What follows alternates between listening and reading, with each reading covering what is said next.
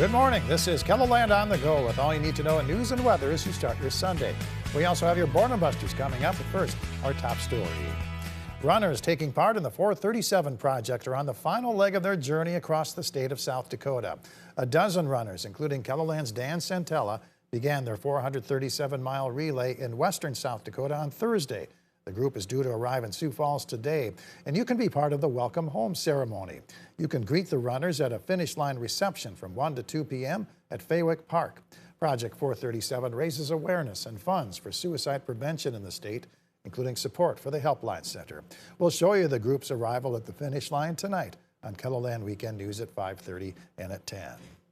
Members of the school board in Des Moines, Iowa voted unanimously Saturday to place their superintendent on paid leave, a day after federal immigration agents arrested him because they said he was in the country illegally. The board said Ian Roberts was not available to carry out his duties as school superintendent for the 30,000 student district, which is the largest district in the state. The board also said officials would reassess his status after getting more information. U.S. Immigration and Customs Enforcement said agents detained Roberts on Friday because he did not have authorization to work and was subject to a final removal order issued in 2024. A longtime community concert series is preparing for its final season. Live on Stage Sioux Falls is a nonprofit that's welcomed a variety of bands and musicians to the city for 95 years. This season, 5 groups have been announced to take the stage inside of the Washington Pavilion starting tonight. Sunday evening, we have the Next Generation Leahy, which is a Canadian Celtic band, a wide variety of ages. You'll see some very youthful people up on stage performing and some of their other older family members, so it's pretty exciting.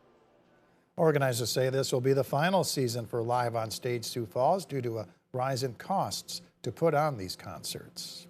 Let's take our first look at the forecast now with meteorologist Brian Karstens in the Storm Center. Good morning, Brian. All right, good morning, Perry. Good morning, everybody. Weather today featuring warmer conditions across our region. Temperatures in Sioux Falls close to 84. Later on today, 81 degrees in Aberdeen, way above normal, close to 90 Rapid City, 93 in Phillips. So, yep, get set for more of this kind of weather for the upcoming week. In fact, Sioux Falls could be at a record high tomorrow. We'll visit about that and more on your 7 days in just a few minutes. All right, thank you very much, Brian. Camp Leif Erikson in Sioux Falls is getting a macabre makeover ahead of Halloween. The people behind the Terror 29 haunted house are converting the campground into a haunted woods called Terror Trail. The camp already has some built-in advantages that make it an ideal location to scare people. The woods at night are just spooky on its own. Throw in some strobes and some lights, some props, get our scare actors in here. It's going to be super spooky. The Terror Trail will open to the public on October 10th. The new camp director is helping lay the groundwork for the Terror Trail. You'll meet her as she shares her vision for the future of the camp tonight on KELOLAND Weekend News at 10. A remembrance program will honor local Gold Star families in Sioux Falls. The program is open to the public and takes place at 1:30 at the Gold Star Monument located in Veterans Memorial Park. Gold Star families, along with members of state and local veterans organizations, will be at the event. The Sioux Falls Reptile Expo features nearly 100 vendors displaying and selling reptiles of all kinds at the Sioux Falls Convention Center. There'll also be workshops, inflatables, and face painting. The hours are 10 a.m. to 4 p.m. Admission is $12 for adults, $6 for children, and free for ages 4 and under. Enjoy semifinal and final round action of the Cinch playoffs at the Denny Sanford Premier Center. Doors open at 1 p.m. The competition begins at 2. The Governor's Cup PRCA event features a purse of more than $1 million. Hike up the world's largest mountain carving in progress. Registration for the Crazy Horse Volks March goes up until 1 p.m. Mountain Time north of Custer. Hikers must be off the trail by 4 p.m. Admission is free with canned food donations. And enjoy a doubleheader of pro football action on KELOLAND TV. CBS Sports coverage begins at 11 a.m. Central Time with the NFL Today.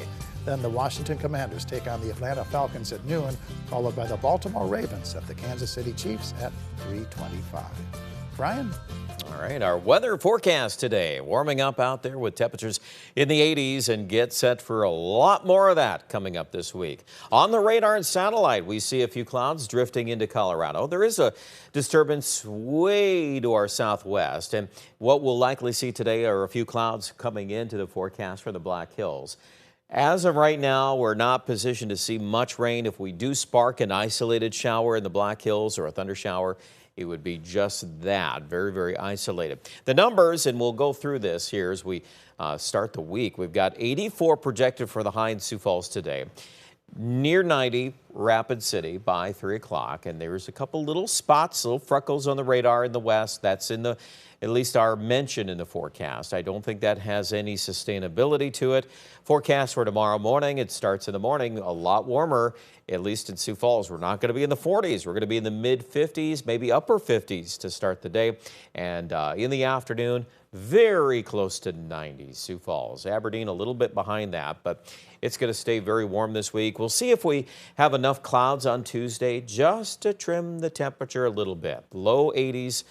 Maybe for Sioux Falls, Worthington. Upper 80s are back for Rapid City, and that's the rhythm of the weather this week. We'll get into Wednesday, more southerly winds. Temperatures probably between 85 and 90 in much of southern Ketherland, and very little to say after that, too. Thursday and Friday, very, very warm. Look at some of those numbers. Again, close to 90 west of Sioux Falls on Thursday afternoon. I could easily see Sioux Falls getting to that mark.